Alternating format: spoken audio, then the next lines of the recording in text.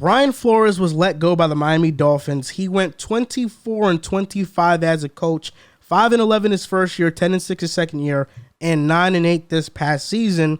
Now, all everybody is saying is that this was a bad decision. The Dolphins made a mistake, all this and all that. Flores was reportedly fired, according to Stephen Ross, because he was unable to work with Chris Greer and Ross. He was unable to work with them in a collaborative way, and the relationships just weren't that great.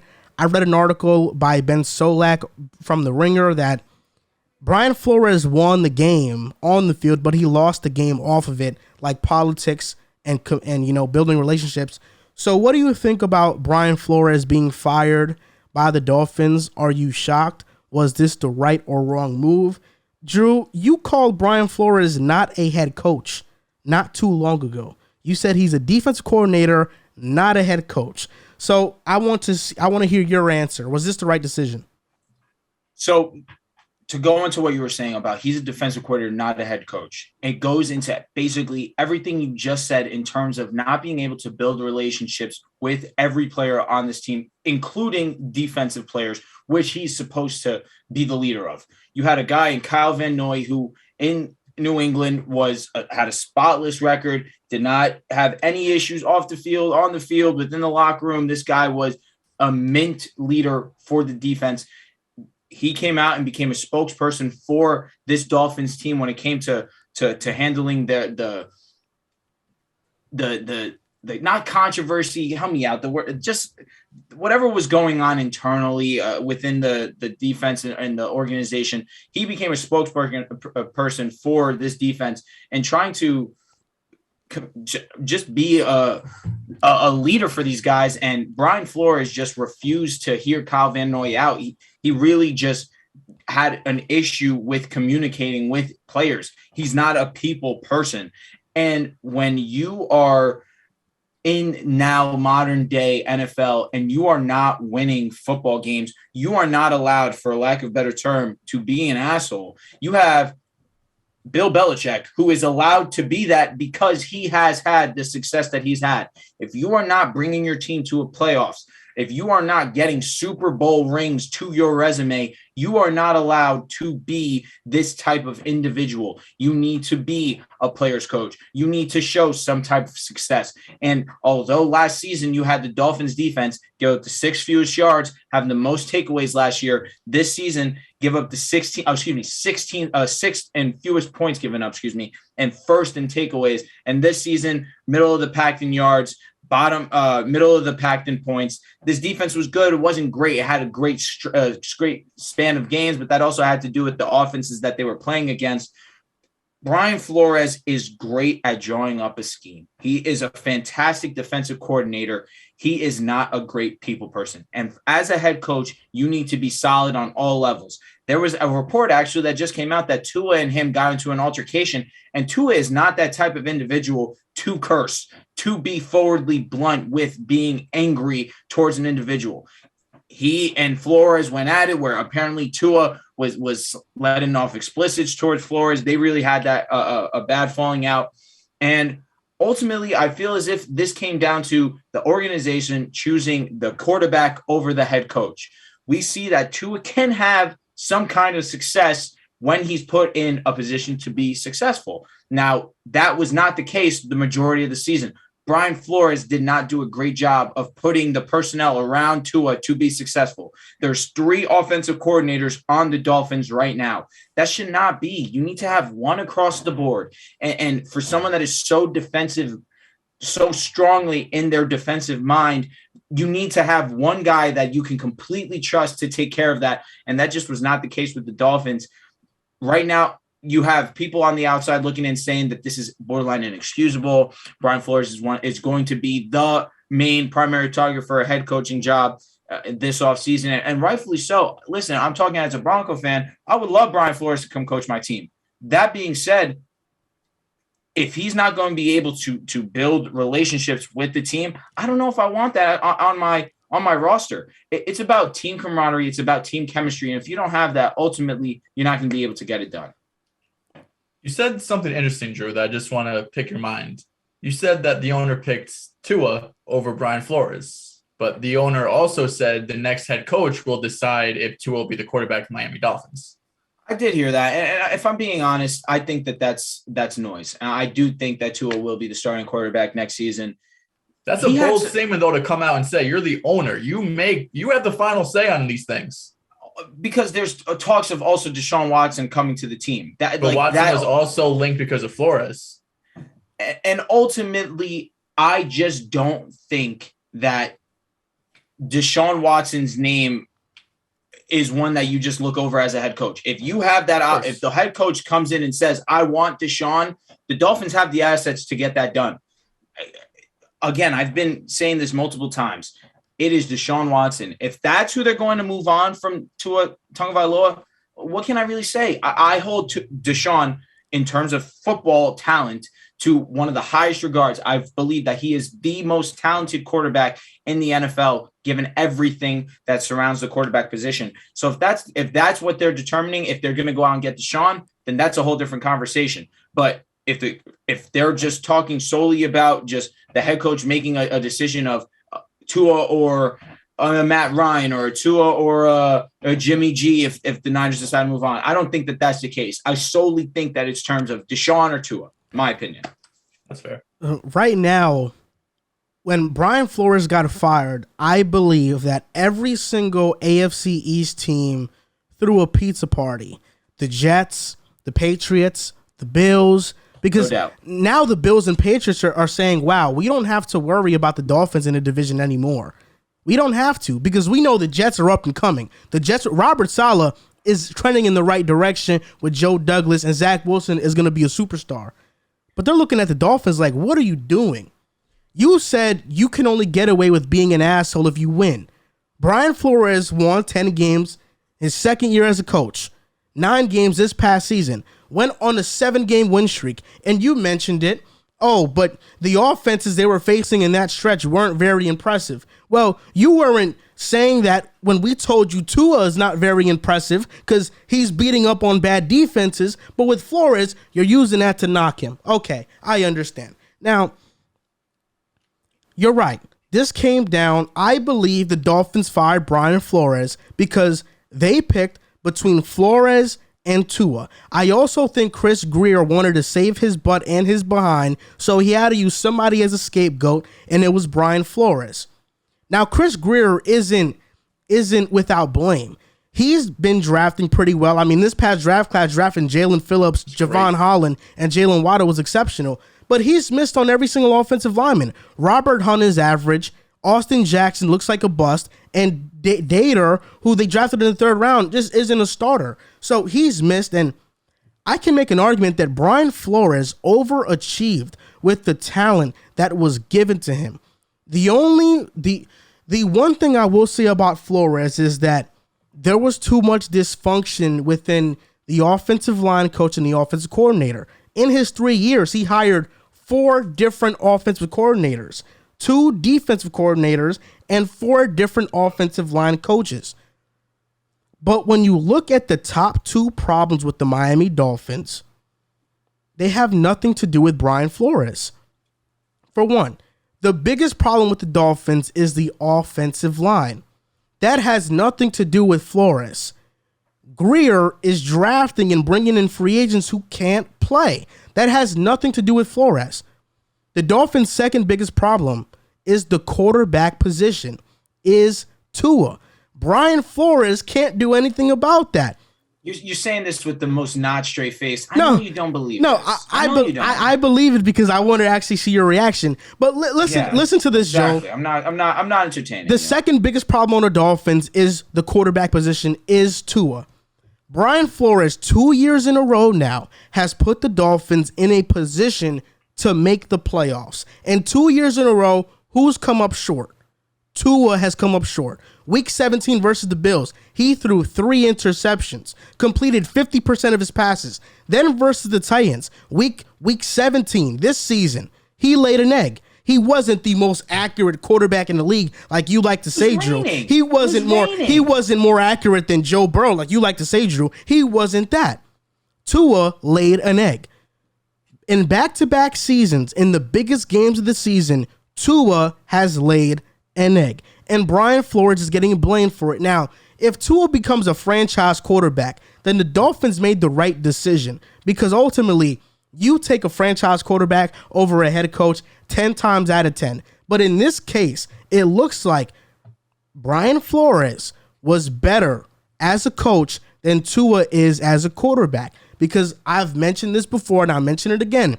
Tua, to me, is not a franchise guy. He's Jimmy Garoppolo. Jimmy Garoppolo is a good quarterback. You can win with Tua, but you won't win those big games against Tennessee, against Buffalo with Tua. You won't get over the hump with Tua. If you want to maximize Tua, now the Dolphins, this is what's going to happen.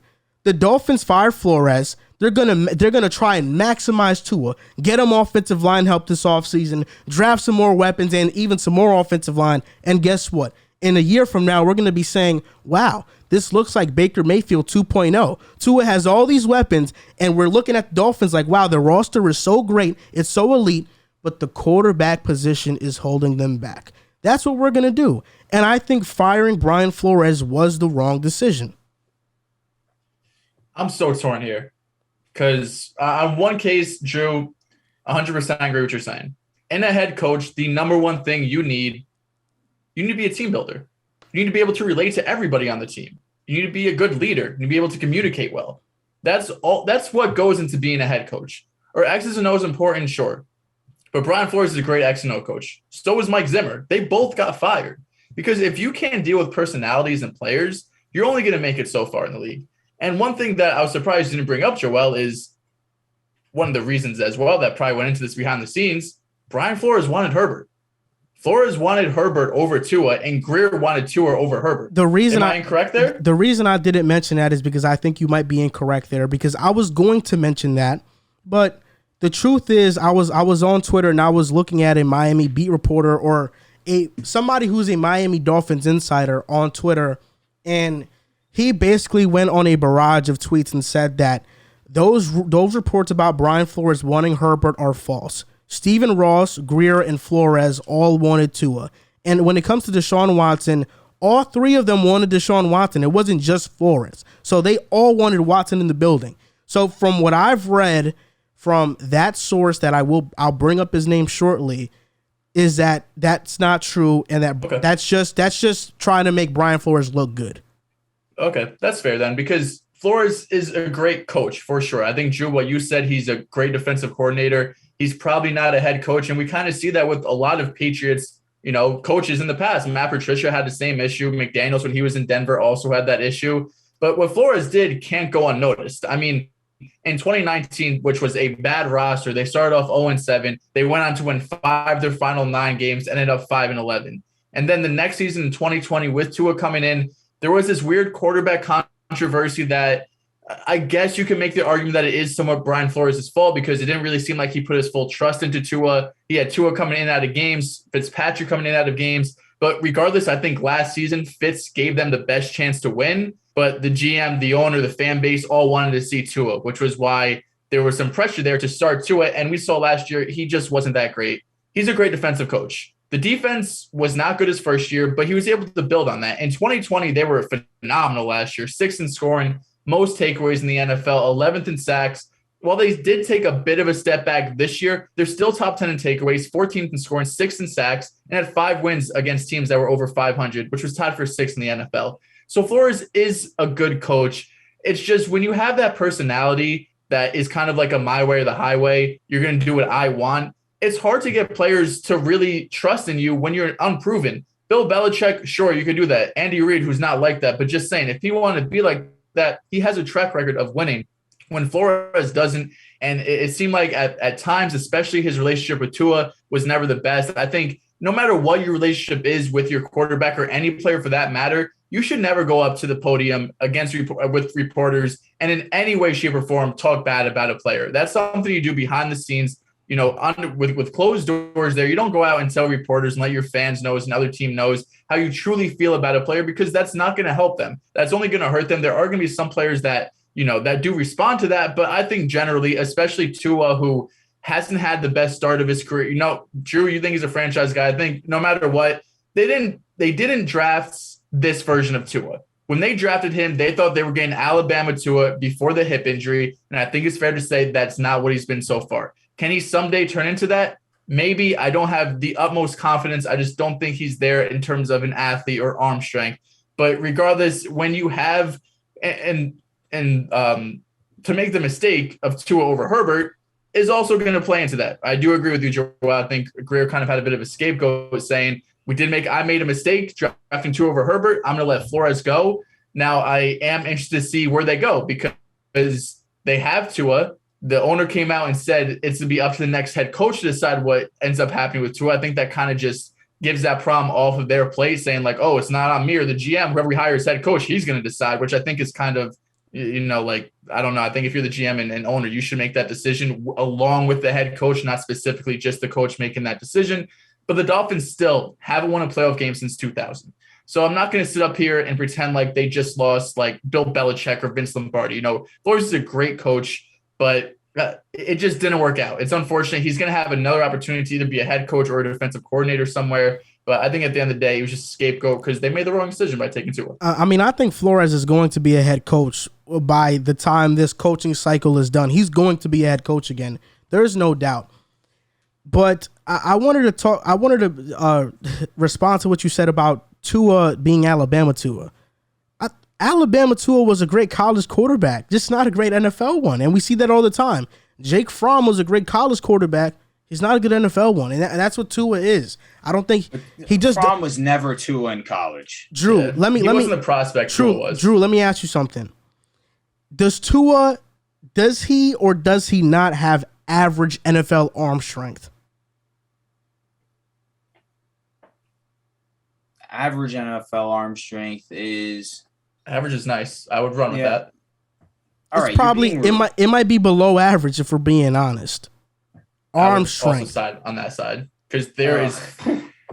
It's hard to think of many quarterbacks who have. But look at this. Look at this. See, but I just feel like you guys look at the guys in the league that have the best arm strength. A Herbert. I would even throw in obviously a Mahomes. You think Tua has a better arm than Jimmy G? I was thinking the same thing. Yes. No, he doesn't. Okay, I'll let you believe just that. Arm strength? I don't know, man. Okay, but look at this. This is from Omar Kelly. Omar Kelly is a full-time NFL columnist for the South Florida Sun Sentinel. So I would say he's pretty connected. He's also verified on Twitter, has like 80,000 followers. He said this. Here is the fact about Brian Flores, Chris Grier, and Justin Herbert.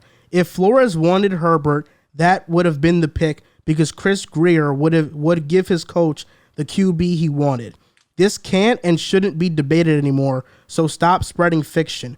Brian Flores demoted Fitz, replacing him with Tua because he needed to see what Tua was. This is fact, not fiction. Flores soured on Tua for whatever reason and didn't do enough to foster a good relationship with him. Fact, not fiction. We are not going to rewrite history. And it was also the entire organization, not just Flores, who wanted Deshaun Watson. That is Ross, Grier, Flores, assistants, and players who wanted and maybe still want Watson over Tua.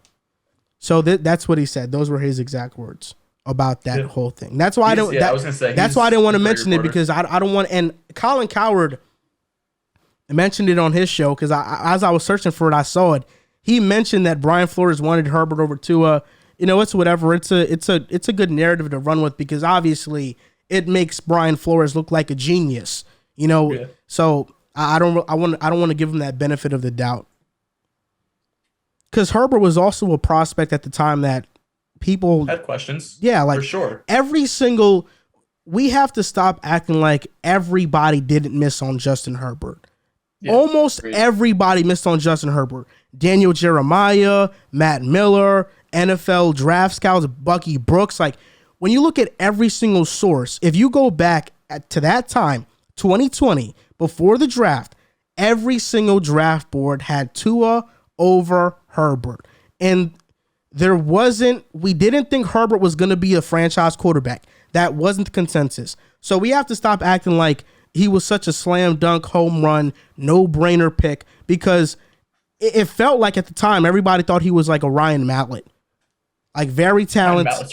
I know, but like, you know what I mean? Like a very talented, but not a great quarterback. Yeah, no one was 100% sold, and people were very sold on Tua. That, I mean, maybe it was the hip injury that really kind of changed his trajectory in the NFL. Because, I mean, it's a very serious injury, and we're 2 years past that now. And I feel like with modern medicine, you know, that's something that you could probably get over in 2 years. I'm not a doctor, so I'm not going to sit here and give you 100% certainty. That's just my opinion. But Drew, you could go ahead and rebuttal. I feel like you have something to say. I was going to say, being a first responder, knowing a little bit more about medicine, I can tell you a hip injury is a lot different than a ligament tear or anything doing any soft tissue damage. It's a broken bone.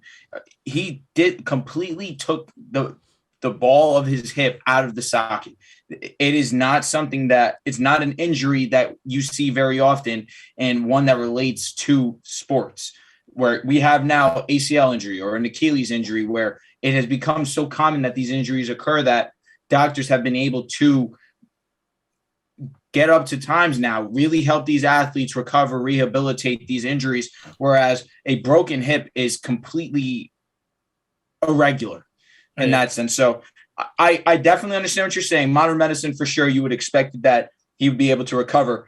But I feel as if this injury has kind of scared him to a degree to not be as mobile as he once was at Alabama. At Alabama, we saw him really scramble. Go ahead. So I was going to say, does it scare him, or do you think the injury has limited his mobility? He's not as mobile as he once was.